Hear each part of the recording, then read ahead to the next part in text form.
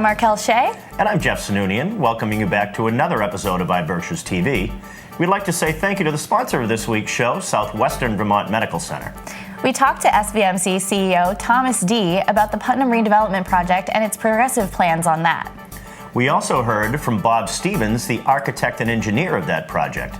And later on, we'll be talking to Tim Burke of Milltown Capital to see what he's been up to.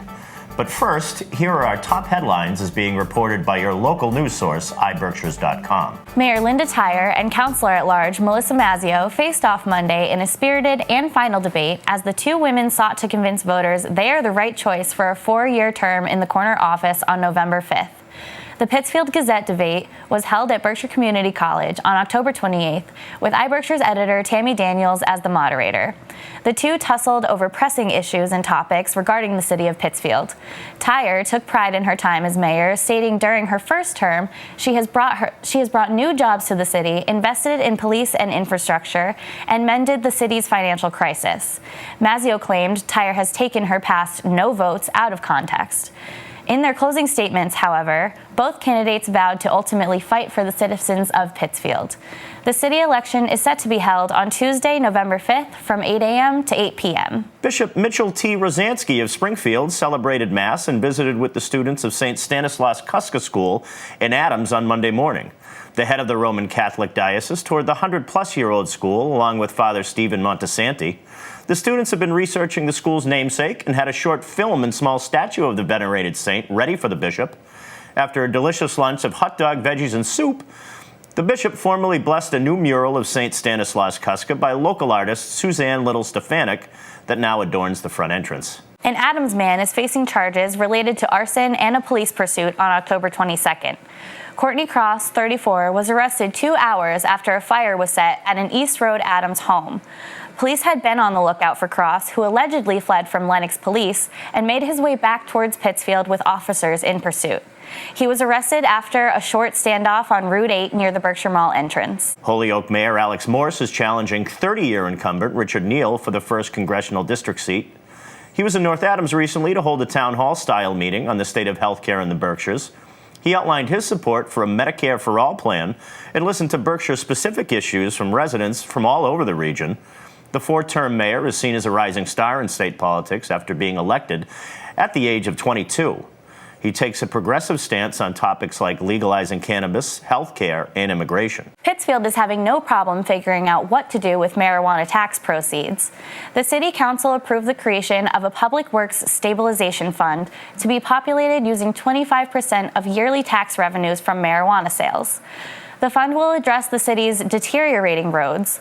Although councilors didn't all agree on the percentages or the funding mechanism itself, the matter passed with only John Kroll dissenting. iBerkshires would like to take this time to thank the sponsor of this week's episode, Southwestern Vermont Medical Center. Jeff, you and Tammy actually took a trip up to Bennington to meet with the CEO and project architect for SVMC's Putnam project. We did. Tammy and I went up and we talked to CEO Thomas D. and architect Bob Stevens to look at this incredible project. It's really going to, I think, reinvigorate downtown Bennington and I think be a destination for a lot of the locals. Great. Well, let's hear all about it. We sat down together, a few of us, led by Jim Brown, president of the Bank of Bennington, and we talked about what's the single biggest impact we can make in terms of the need to revitalize Bennington, because we knew that something had to change.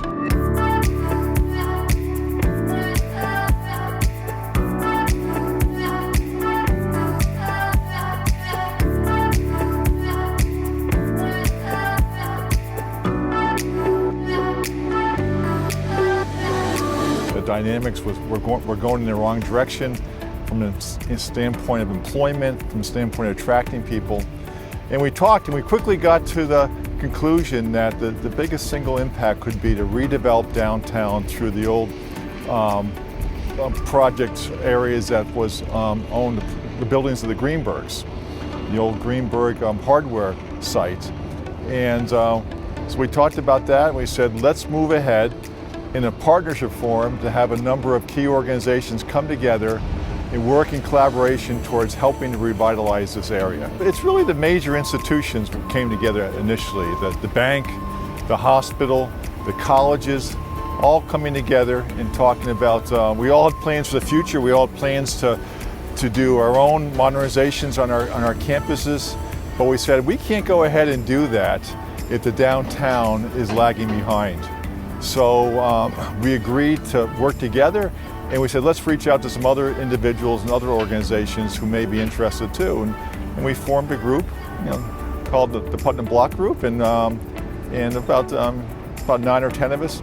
And over a period of really a couple years, we've been meeting towards trying to plan this project. We had the honor of working with the community of Bennington and the group that came together for the last, couple of years. Most of that time has been spent in doing evaluation, raising capital, getting tax credit subsidies, bringing a collective, if you will, of state, federal resources to help make this project happen. So all that effort came to conclusion in July when we hit financial close and then started the construction just a couple of months ago. This project is comprised of several old historic buildings, which is a challenge. And on the site were some older, more industrial buildings from the mid-50s. Many of those buildings have been removed. Hazardous waste has been cleaned up.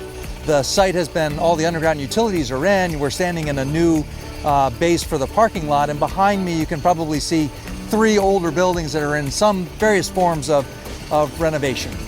So they've done the what we call the first selective demolition, the structural reframing of 2 of them, and there's a building that's still in the middle of structural reframing where we're rebuilding walls and roofs and getting it sound to start putting it back together. Now, Southwestern Run Healthcare is the largest employer in the region. We're about the 10th largest employer in the state with over 1,400 people.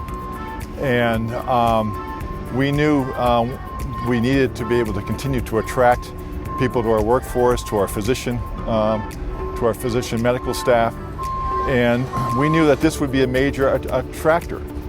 If we had a revitalized downtown, it would play a major role in terms of recruiting talent to our region. We think this will be the catalyst for change. It's going to be an economic engine. This will be the first project, but I think it's going to be a catalyst for future projects. We talked to many organizations, many business leaders. When we get this off the ground, this will be an impetus for other major initiatives. So I think we're changing Bennington for future generations. The town has been extremely helpful. The state has been extremely helpful. The community in all respects have come together to get behind this. This really is a community project. Even though it's a group that put together a private project, could never have happened without all of the sources of the state help and the federal funds and the town funds to put this together. We want to be more than just an investor. We want to be a participant in the site. So we're looking to be part of phase 2, which would be the construction of a new medical building. We want to be in there with key services such as urgent care, looking at rehab service, rehabilitation services, dialysis, occupational medicine, health and wellness services. So we're going to be an active participant. This is the first time that we're actually going to be downtown. So we're excited to be part of it. By September of next year, we'll start moving people in. And we've got a few spaces left to rent, but most of it is rented at this point. And we have our eye turned towards the next building. We're going to work on building another building on this site. The next building is what we're calling the Putnam Medical Building. So it comprises some hospital functions, some housing, hopefully a nursing program as well on the upper floors. And we're right in the planning and design phase of that right now. So we'll be working on that over the next year while we're building this to see if we can pull all of the design permits and funding together to get that one started when this one's finishing up. Really a whole influx of new people living, working, and making this a more active downtown. We didn't get involved for our real estate investment, return on investment. We got involved for community return on investment. And as we go out and we recruit doctors, one of the first things we talk about is a downtown project. We show them the area. We show them that the Bennington of today is not going to be the Bennington of the future. And this project really is the capstone of our vision for a new and revitalized area. I fell on the court while I was training. I broke my wrist. What was going to happen to me? Would I ever be able to play tennis again? Would I recover fully? I went immediately to Southwestern Vermont Medical Center. When Deb first came to the office, she had a lot of anxiety. It was clear just from the x-rays that she would require surgery to help correct the fracture. With all the hard work and the great care that I got from Dr. Nankoom, I'm back. Partnership is powerful medicine. This week, Tim Burke from Milltown Capital stopped by our studio. Our very own Tammy Daniels sat down with him. Milltown Capital has been making some significant investments in firms throughout the city. And we have with us in this episode Tim Burke, managing partner. And Tim, thank you for being here with us today. Sure, happy to be here. Thanks for having me. We'd like to learn a little bit more about Milltown and sort of the philosophy behind the company and why it's been investing in so many different areas throughout the city. I've noticed that it's involved in local businesses, it's involved in frameworks, which is a co-working space. I believe it's also involved in some housing opportunities that are coming up. Right. So tell us a little bit about yourself and how you got involved in Milltown.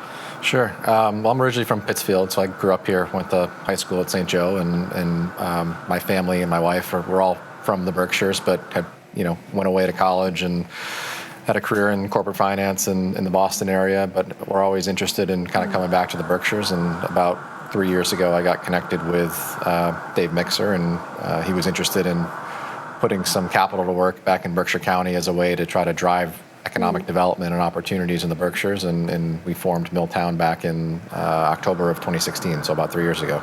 About 3. What was the first? What was the first venture that you were able to back? Yeah, the first thing we did was Framework, which is as you mentioned, a co-working space in downtown Pittsfield, and co-working has been a pretty, it's very hot trend in the news right now with WeWork, but we kind of looked at it as an opportunity to take over some vacant space downtown and give people the opportunity to work downtown. And we have a lot of independent contractors, consultants, attorneys. Our office is based there. So Framework was really the first thing that we kind of came in and said, well, we need an office. This is a gap in the market from a co-working standpoint. Let's just build it and kind of figure it out from a business standpoint. And it's kind of worked since day one. So that was really the first kind of business thing we did. And since then we've done a number of different things, both on the business and real estate side as well. So why in particular did you feel that Pittsfield was at a point where you would be able to come back and really be able to invest in the city?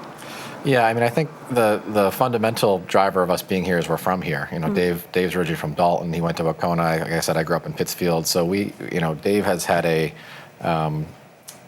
real interest in helping the Berkshires and trying to do things from an investment standpoint in the Berkshires for a long time. So I think the fact that we're from here and we kind of believe in the area, and Dave spent a lot of time early on looking around and trying to figure out if there were pockets of innovation or pockets of business that we could help grow. And I think what we realized pretty quickly is there's some of that, but it's so diverse and eclectic that we really need to have a lot of chips on the table, so to speak, to really make an impact here. And that's kind of what the approach has been over the past few years, is let's just try to get involved in a lot of different things, and we'll see what kind of bubbles up from there and try to generate traction and momentum from some of the investments.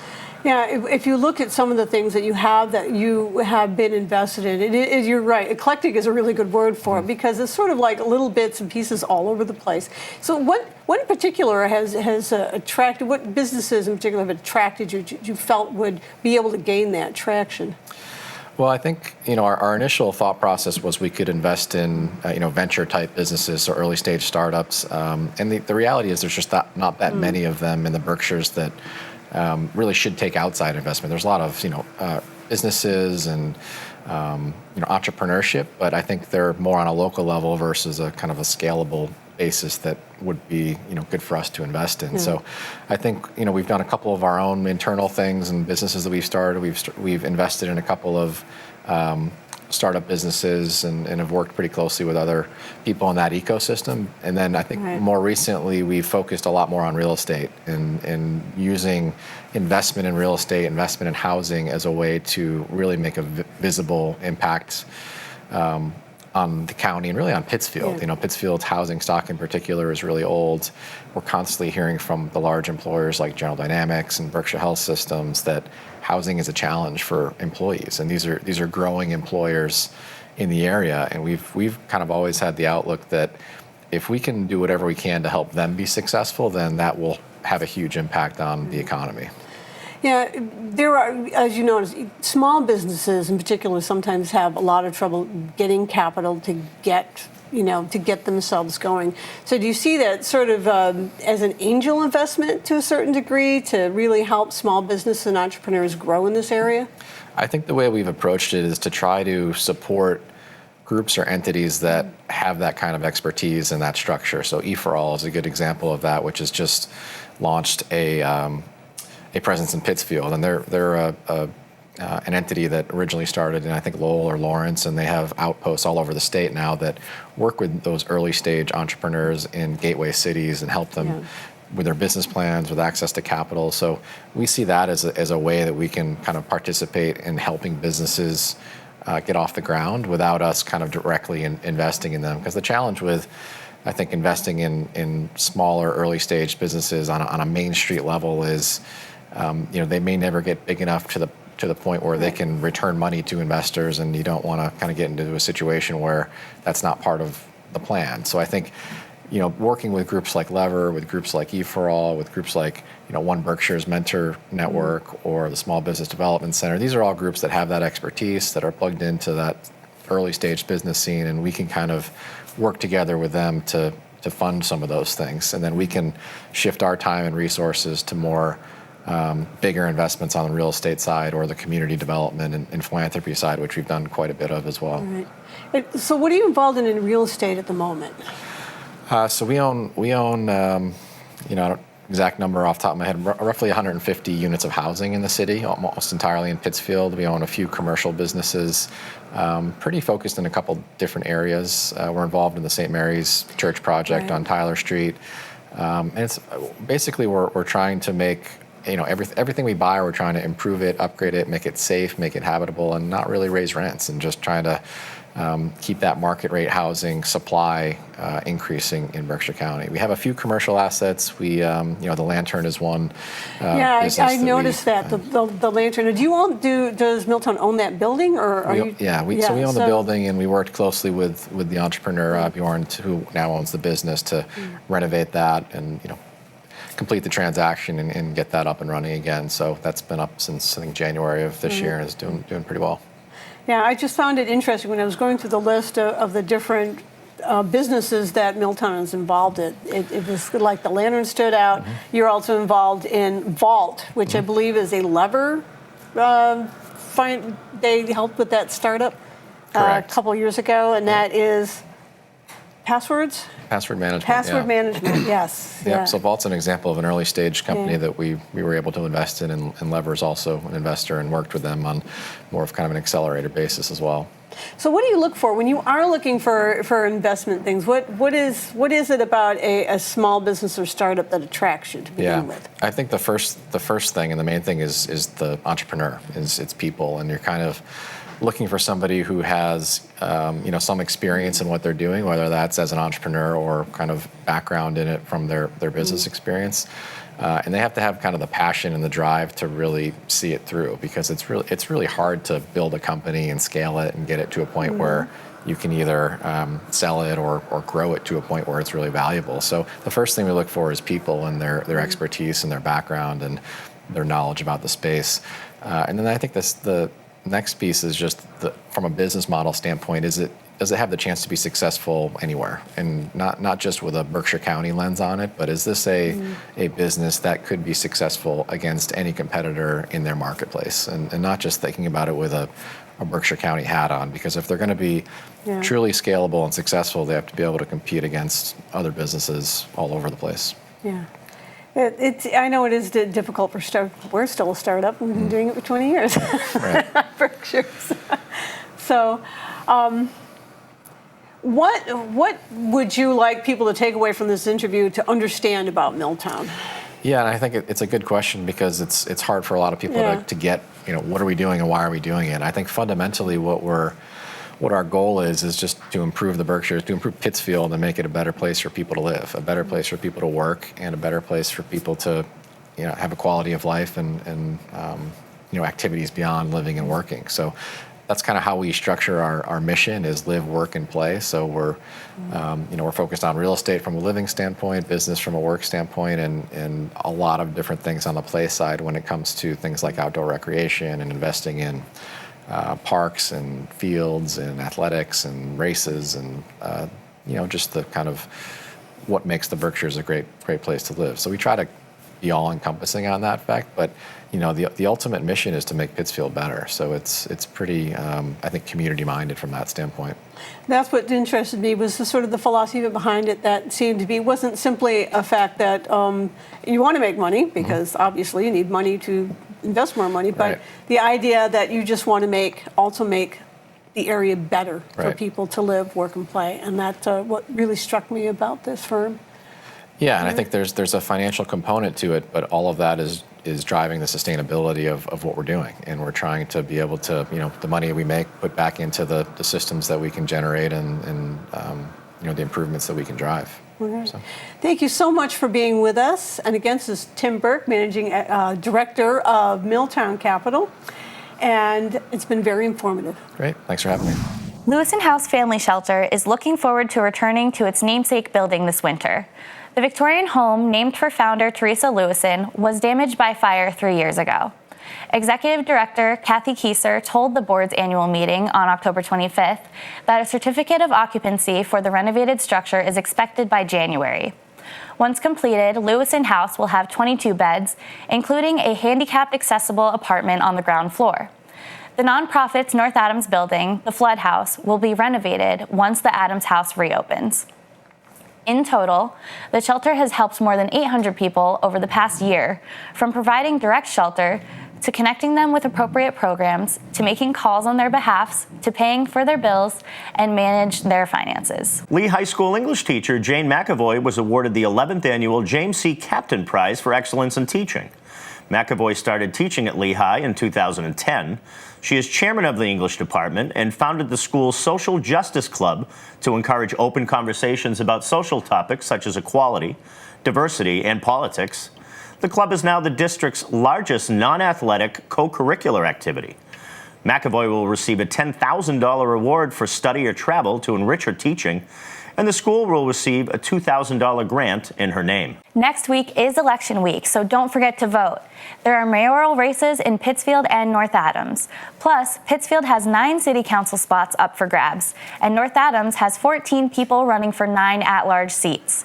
Stay tuned to iBerkshires.com all day November 5th for up-to-the-minute headlines. We wanted to remind you all to check out trick-or-treating hours for your town this Halloween on iBerkshires.com. And speaking of treats, my own lovely co-host Markel Shea brought in something to adorn our set. You'll see this all this month and next month, actually. Yep, we're keeping the festive feeling going here. Thank you, Markel. Thank you to our viewers for your support of iBerkshires TV, as well as to our special guests. We'd like to thank our sponsor again, Southwestern Vermont Medical Center, and CEO Thomas D. for having us up in Bennington to see the Putnam Block redevelopment project, and also Tim Burke from Milltown Capital.